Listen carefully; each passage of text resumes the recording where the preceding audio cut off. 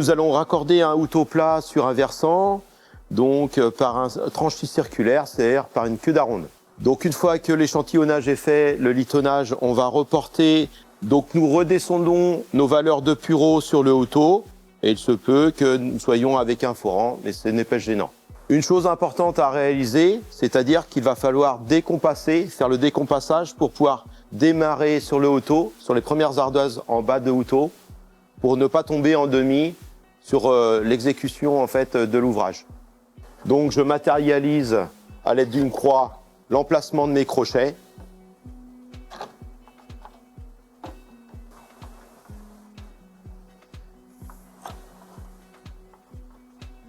Ce qui va me permettre de démarrer au bon endroit pour éviter de tomber en demi. Comment calculer un rayon de courbure? C'est-à-dire que l'on va mettre à blanc un certain nombre d'ardoises sur le versant, et c'est la dernière, c'est-à-dire la base de la dernière ardoise qui plaque sur le houteau, à la base de la première ardoise qui plaque sur le versant. Voilà. Et on va identifier le nombre de pureaux, c'est-à-dire 1, 2, 3, 4, 5. Ce nombre de pureaux, on va le multiplier par la hauteur du pureau, c'est-à-dire 10 cm, ce qui va nous donner 50 cm. Et on va rajouter 3 cm dans les 50, donc 53.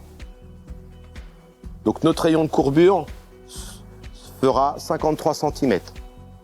Important, il va falloir matérialiser le point de rayon, c'est-à-dire dans l'alignement du premier rang, c'est-à-dire je suis ici. On va disposer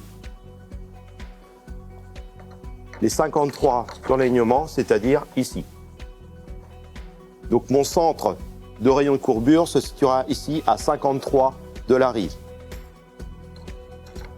Et bien que lorsque je vais tracer les 53,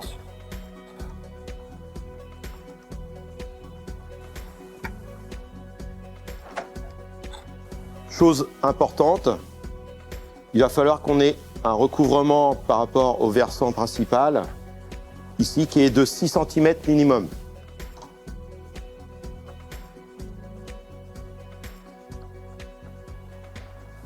Donc à partir des 53, toujours garder son centre, on va rajouter 6 cm, ce qui fera 59. Garder notre centre et tracer en fait la tête de nos ardoises à découper.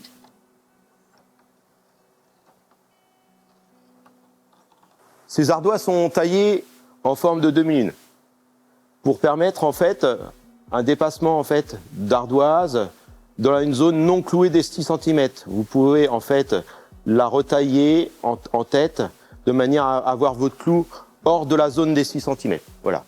Le fait de la tailler en forme en quart de lune va nous permettre un meilleur plaquage de la couverture. Donc là, il me reste en fait à placer mes ardoises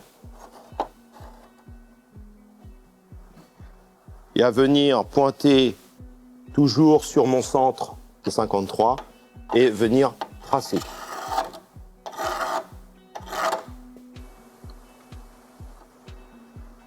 Comme cela. Pour tracer une ardoise, en fait, on va la replacer à l'envers, la retourner, matérialiser en fait le trait de l'autre côté.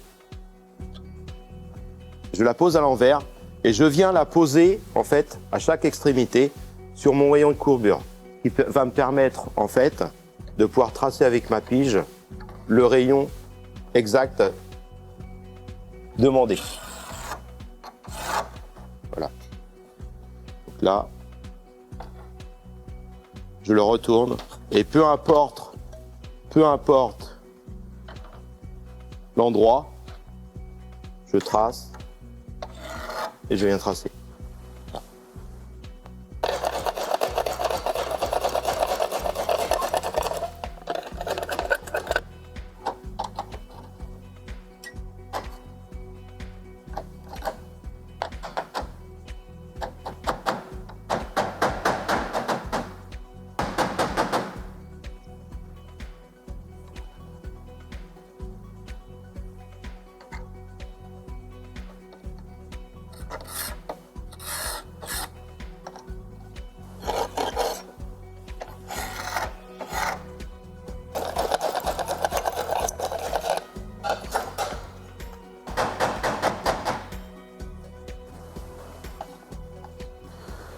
Là, nous pouvons voir que cette ardoise, c'est le complément de celle qui est en dessous, puisqu'en fait, en entière, elle est là.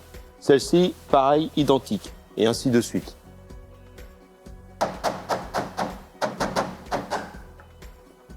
Donc cette ardoise, c'est le complément de celle-ci, en fait, pour assurer en fait l'étanchéité entre la liaison.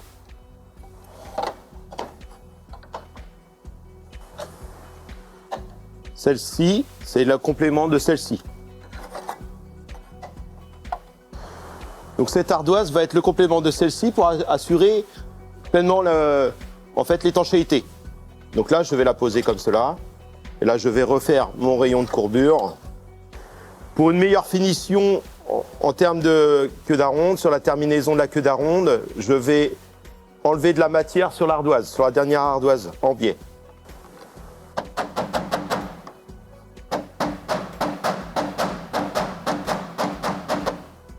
Donc là, le tranché circulaire de la queue d'aronde est terminé. On peut constater qu'il se termine bien 3 cm au-delà du dernier rang de la ligne de pureau, des 5 pureaux. Voilà. Donc là, on va terminer par des ardoises entières.